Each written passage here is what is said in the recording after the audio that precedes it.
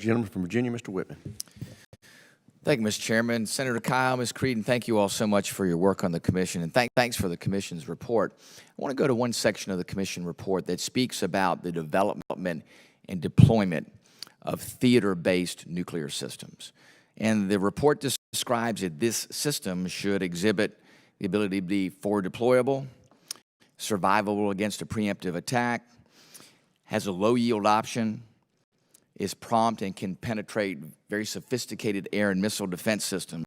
And I'm only aware of one system that is deployable in the near term, is cost-effective, and is there before us today, and it's the nuclear-armed sea-launched cruise missile, better known as SLICM-N. And I know your report doesn't advocate for a particular platform, but is it your view that the development of a SLICM-N capability would help us address the deterrence challenges that you so eloquently point out in your report?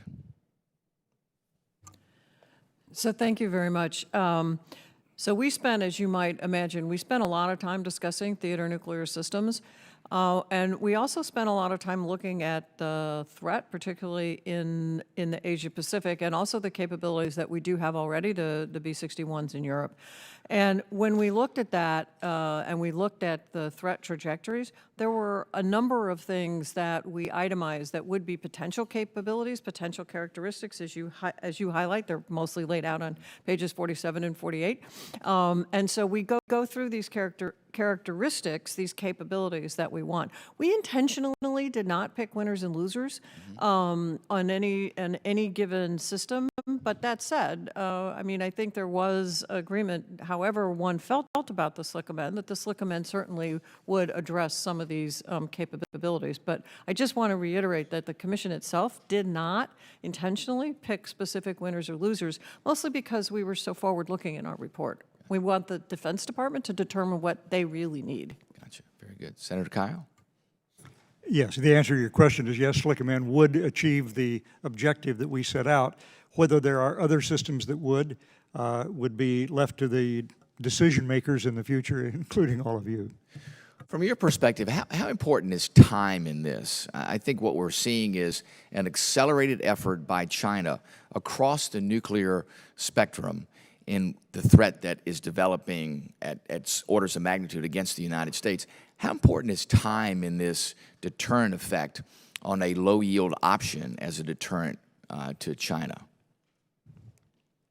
Mr. Chairman, if I could just speak generally rather than to this specific requirement, you put your finger on probably the key point here. We don't have any more time. Yeah. As one of the witnesses said, we've used up all of our workarounds. And the schedules, both for the refurbishment of the nuclear warheads and the development of the new platforms, is a tight schedule. And while the operatives say that they're going to do their best to meet the schedules, the reality is we've found delays here and there, and it's very difficult to imagine that we could meet the schedule. As a result, there are a couple of charts in our report which show the potential for a deterrence gap, which in effect say, here's where we are today. We're going to decline in deterrence because certain systems have to be retired. They simply won't work anymore. And by the time we get the new systems online to replace them, we will have spent time in an area without an adequate deterrent. That's the threat that we have, and that's the thing that we most have to try to avoid. To both of you, is it your view that an 80% solution available in the next 18 to 24 months would be preferable to the 100% solution available in the late 2030s?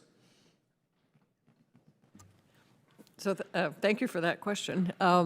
I think, I mean, I'm going to go back to, there's a lot of analysis that this report lays on the doorstep of the Defense Department, the administration, Congress, and what is actually the right system is part of what the analysis needs to be. So yes, the SLICM-N would have the advantage probably of being sooner, but the actual analysis has yet to be done by the department.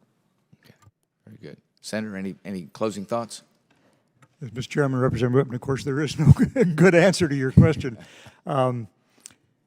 I just go back to the point I made earlier, which is that if our strategic deterrent is the number one priority for our military, as our defense secretaries and Joint Chiefs Chairman have all said, and which I think our commission certainly agreed with, then we have a lot of other things which we can prioritize, but this has to be number one priority.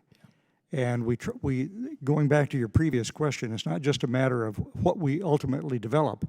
We have to be very cognizant of short-run gaps in deterrence, which will result from the fact that we are replacing whole systems in a just-in-time manner, and we may not be just in time. Gentleman's time's expired. Chair, now recognize the gentleman